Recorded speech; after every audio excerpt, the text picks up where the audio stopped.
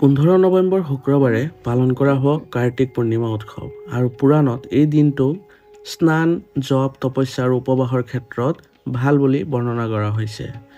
এইবাৰ কাৰ্তিক পূৰ্ণিমাত আচৰিত ধৰণৰ সংযোগ ঘটিছে, যিয়ে নতুন বছৰৰ অৰ্থাৎ 2025 লৈকে বহুতো ৰাশি উপকাৰ কৰিব।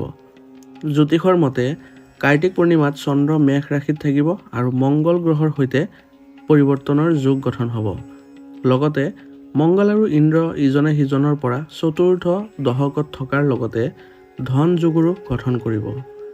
ইয়াৰ উপৰিও চন্দ্ৰ আৰু বৃহস্পতিৰ মাজত দৈবশ যুগৰ সমান্তৰালকে সকলোৱে মুনাফা লাভ কৰিব আৰু লগতে এই যুগ গঢ় লৈ উঠিব। একে সময়তে শনিদেৱ তেওঁৰ মূল ত্ৰিকোণ ৰাশিত আছে। গতিকে আজিৰ দিনটোত সহা ৰাজ্যৰো গঠন হৈছে, যিটো 30 বছৰৰ পিছত পুনৰ গঠন হ'ব।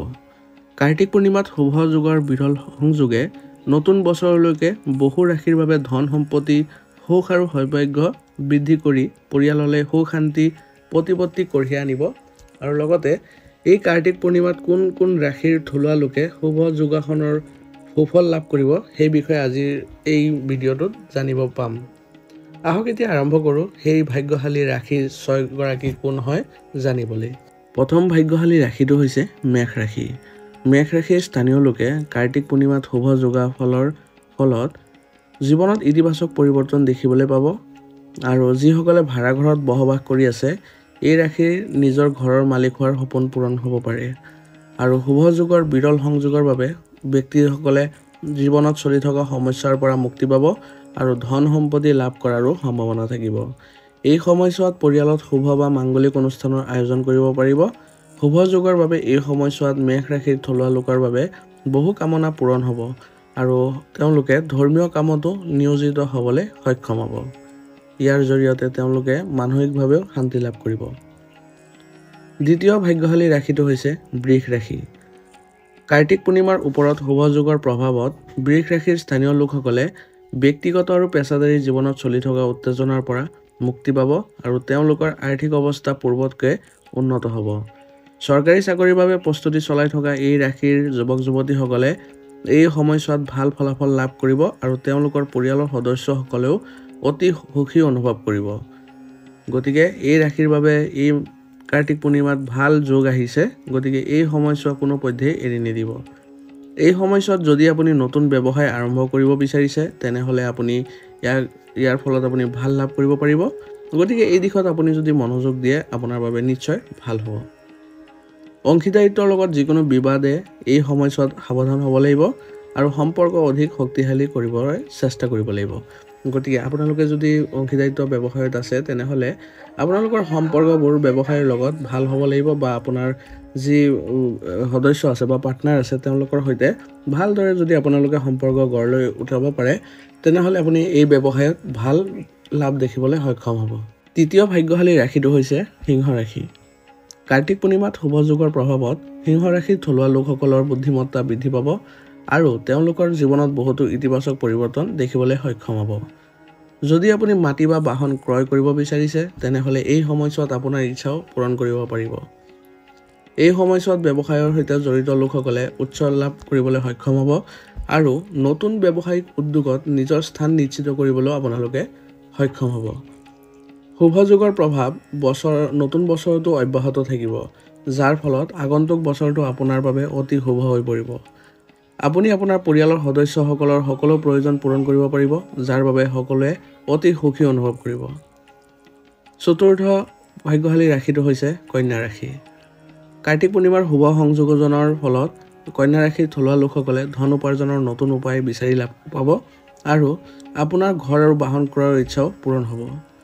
যিসকলে কাম কৰি আছে, তেওঁলোকে কৰ্মক্ষেত্ৰত নিজৰ আধিপত্য প্ৰতিষ্ঠা কৰাত সফলতা লাভ কৰিবলৈ সক্ষম হ'ব আৰু আয় বৃদ্ধিও দেখিবলৈ সক্ষম হ'ব। যদি আপুনি আপোনাৰ সন্তানৰ ভৱিষ্যতৰ কথা মনত ৰাখি যিকোনো বিনিয়োগ কৰিব বিচাৰিছে, তেনেহ'লে এই সময়ত আপোনাৰ বাবে অতি শুভ হ'ব আৰু ভৱিষ্যতে ইয়াৰ পৰা আপুনি ভাল উপাৰ্জনো কৰিবলৈ সক্ষম হ'ব। শুভ যুগৰ প্ৰভাৱত 2025 বৰ্ষই আপোনাৰ বাবে বহু সম্ভাৱনাৰ দুৱাৰ মুকলি কৰিব। গতিকে আপোনালোকে নিশ্চিন্ত থাকক, আপোনালোকৰ অতি ভাল সময় আহি পৰিছে। পঞ্চম ভাগ্যশালী ৰাশিটো হৈছে তুলা ৰাশি।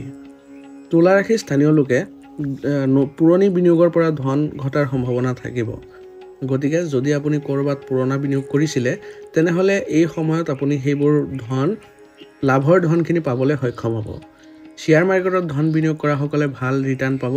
গতিকে যিসকলে শ্বেয়াৰ মাৰ্কেটত বিনিয়োগ কৰাৰ ইচ্ছা প্ৰকাশ কৰে তেওঁলোকে কৰিব পাৰে, কাৰণ তেওঁলোকৰ এইবাৰৰ পৰা এই সময়খিনিৰ পৰা আপোনালোকে ভাল প্ৰতিফলন দেখিবলৈ সক্ষম হ'ব আৰু আপোনালোকে বিনিয়োগৰ ফালৰ পৰা আপোনালোকে শুভ ফলো পাব। নিজা ব্যৱসায় থকা মানুহৰ লাভ আগৰ তুলনাত বৃদ্ধি পাব। গতিকে যিসকলে নিজা ব্যৱসায় চলাই আছে তেওঁলোকে নিজৰ ব্যৱসায়খনত অধিক প্ৰচেষ্টা কৰিলে তেওঁলোকৰ বাবে ভাল হ'ব।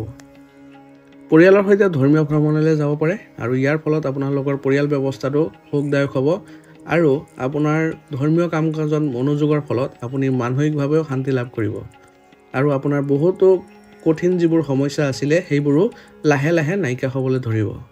গতিকে এই ৰাশিৰ জাতকসকলৰ এই সময়ৰ পৰা শুভ ফল লাভ কৰিব। ষষ্ঠ আৰু অন্তিম ভাগ্যশালী ৰাশিটো হৈছে কুম্ভ ৰাশি।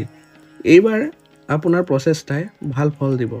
বিশেষকৈ নতুন প্ৰকল্প, শিক্ষা আৰু ব্যৱসায়ৰ লগত জড়িত হ'লে কুম্ভ ৰাশিৰ লোকসকলে ভাল সময় লাভ কৰিব।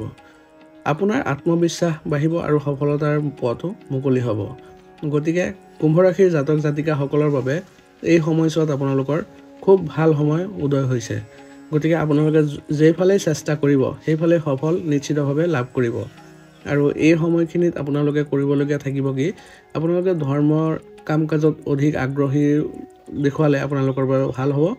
আৰু এই মাহতে যদি আপোনালোকে এক সাধাৰণ কিবা আয়োজন কৰি সৰু সৰু ল'ৰা ছোৱালীক যদি খুৱায় তেনেহ'লে তাৰ ফলতো আপোনালোকৰ বহু ভাগ্য উদয় হ'ব। গতিকে এইবোৰ যদি প্ৰচেষ্টা আপোনালোকে কৰিব পাৰে, অন্ততঃ কিবা নহয় কিবা হ'লেও অলপ খুৱাবলৈ চেষ্টা অলপ কৰিব বা মিঠাই খোৱালেও হ'ব। যদি এইখিনি কৰিব পাৰে তেনেহ'লে এই সময়খিনিৰ পৰাই আপোনালোকৰ ভাল সময় দেখিবলৈ সক্ষম হ'ব। গতিকে আপোনালোকৰ বাবে এইখিনিয়ে থাকিব প্ৰতিকাৰ। আপোনালোকে এইখিনি প্ৰতিকাৰ কৰিলে আপোনাৰ সকলো পথ মুকলি হ'ব। গতিকে আজিৰ ভিডিঅ'টো এইখিনিতে মই সমাপ্ত কৰিছোঁ। আজিৰ ভিডিঅ'টো এইখিনিলৈকে আছিলে। আপোনালোকক সকলোকে মই ধন্যবাদ জনাইছোঁ। আৰু যদি ভিডিঅ'টো ভাল লাগিছে তেনেহ'লে লাইক এটা কৰিব আৰু যদি কিবা জানিবলগীয়া আছে বা কিবা ভাল লগা আছে, মতামত আছে, আপোনালোকে নিশ্চয়কৈ দিব।